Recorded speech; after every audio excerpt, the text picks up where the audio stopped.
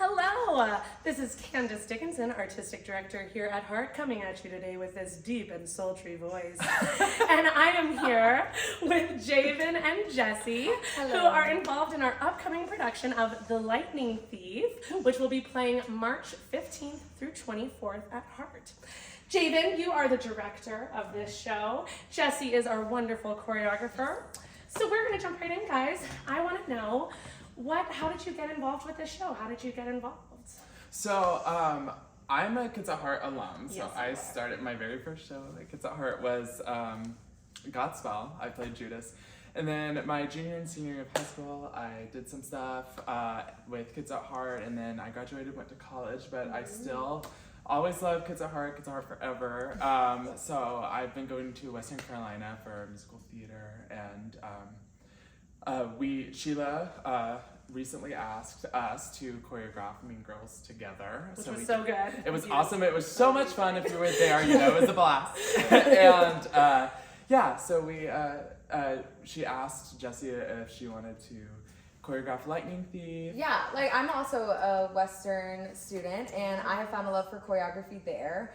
And so when we got asked to do Mean Girls, it was super fun, really, like, honestly nerve-wracking. It was like new to work with kids, but we created such a bond with them, and we've seen them grow already so much just like with the past couple shows that we've been working on. And so whenever Sheila did come up and ask if I wanted to choreograph, I was like, absolutely, I would love to. And it worked out in our schedules, and we were like, absolutely, let's do it. Yeah. Right.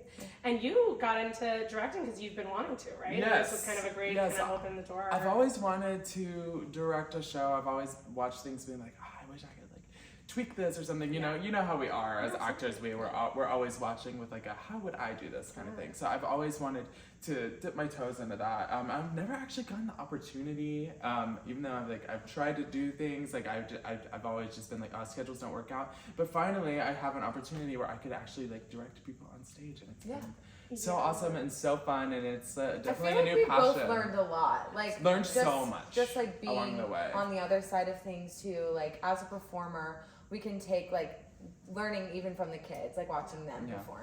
Too, which is really absolutely. cool. That has always been something I believe in so much, is like you absorb so much from the shows you are in. That's exactly how I got into directing too. It was just like watching, and then I was like, okay, it's my turn. Yeah, I have to do it. Yes, exactly.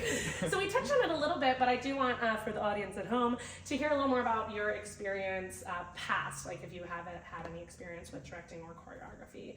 Obviously, we said we worked in Mean Girls. This is your first directorial debut. Job. Do you want to talk about any of your?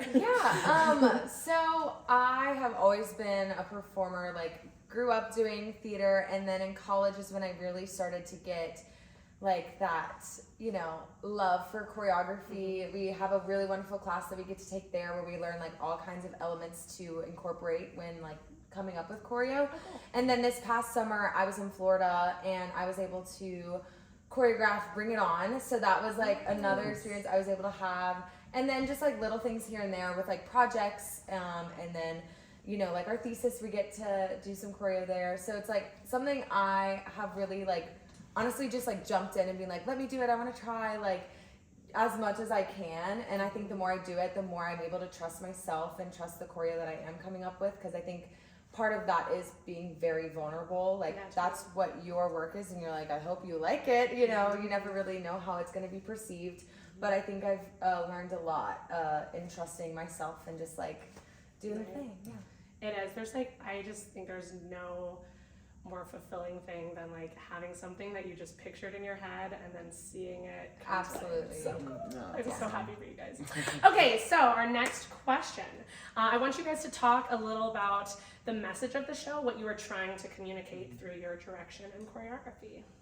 Yeah, so my biggest the thing I'm trying to take away from this show is that like even though it's a fantastical kind of like mythological journey that these kids go on with fights and swords and flying dragons and crazy stuff. My dad's a god. It's crazy, and obviously it's very fantastical. But a lot of the issues that the kids deal with in the show are very real issues that kids deal with. Even like and like the kids in the show and in the books are 12 years old. But like, and we all know when we're 12 years old, we're going. The world is falling apart. Everyone's miserable. So it's really hard out here. But like that being said, that's not to like diminish the struggles that these kids are going through. Like Percy has dyslexia and ADHD, which are serious like learning disabilities, and like he's constantly kicked out of school, and he's just like, you know, his needs aren't being met, and you know, all these kids feel like they don't have a good relationship with their godly parent, and like take away that it's a godly parent, the kids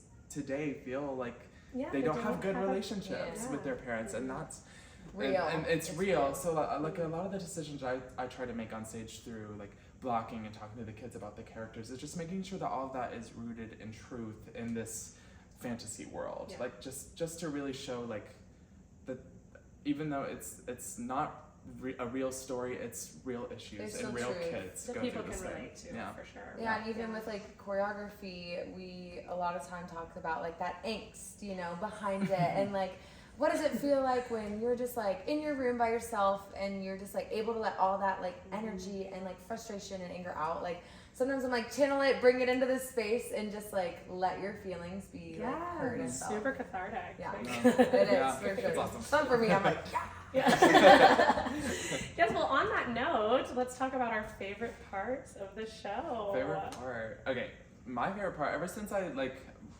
found out about this project, I listened to the soundtrack, and I remember just one song sticking out to me. It's the song Drive in Act 2. Yeah. It is so fun. It's kind of like country vibes, like it's fun. It's just like, and I had a vision for it right off the bat. I knew exactly what I wanted to do, and funny enough, it was like actually like the last number that we set, because always the case. yeah, I know, it's like I had this vision. I was like, I need this specific set piece, so I had to wait until like towards the end of our putting the show together for it, but it was so worth the wait, because once we were able to put it on them, I was so happy with how it looks.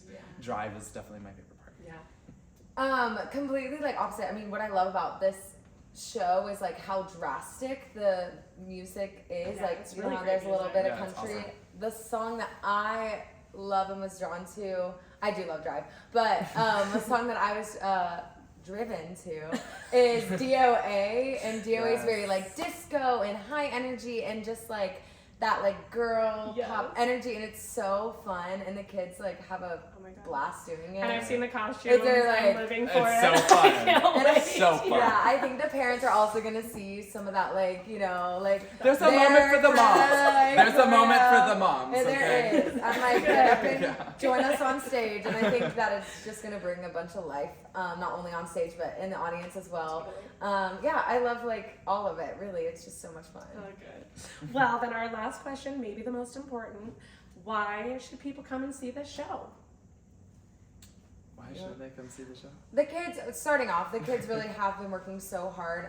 They only rehearse 3 times a week, and they are, you know, students themselves. They have a lot going on, but they come in and they are working hard in the space and outside of the space. And I just think like to just see them grow, like you're watching them like throughout all these weeks, and I'm just so proud of the energy and the focus that they're putting in these parts and the heart that they're bringing on the stage. Yeah, they've been working so hard and bringing so much passion into rehearsals. I'm so impressed with the kids. And circling back to like what we were talking about earlier, the message of the show. I mean, these are real issues that kids deal with. So like, I mean, I think it's worth it to come see this show, to like see the journey that each individual character takes in finding themselves and owning their truth and learning how to deal with obstacles, whether it's like fighting a monster or a relationship with your dad. And then like making those friendships along the way too, like on this journey that they go through. It's really. I also think it's really special for this group of kids particularly to be going through it, because just like we just had a pandemic on kids that like we like none of us know what it's like to go through a pandemic while you're in elementary school, middle school, high school. You know what I mean? So like I feel like there's definitely a sense of like self that was lost in that, and at such an important developmental stage. So like I think this story is so important at a time like right now. So if you have never seen a Kids at Heart production, you are seriously missing out. Our kids are so talented, and we really should not be calling them kids. I mean, Yeah. these are Yeah, high honestly. schoolers, middle schoolers, and they are professionals. Like, Really? they work so Work hard. so hard. And this is a full-length musical. This is not a junior production. This show is normally done with professionals, with adults, and these kids are absolutely rising to the challenge. And I think people are really gonna love it. Not just fans of the books, although they're gonna freak for sure. Yeah. But I think it is. It's a very relatable story that I think audiences are gonna love. So get your tickets today for The Lightning Thief, as we said, March 15th through the 24th at HART, right on our Lloyd main stage. And thank you so much, Thank Jessi you. and Javan. Oh, you Thank know you. what? We're gonna plug Jessi and Javan too. If you want to see more of them, I know they are both in Legally Blonde this Yes. semester at WCU. They're also gonna be performing their senior thesis right here at HART on April 25th. Yes. Is that Yes, right? yes, At 7:30. Yes. So you will get all that information later, but please support these wonderful artists that are Thank supporting you. our youth. Thank you. Yeah. Thanks. Thank We'll you see so much. much.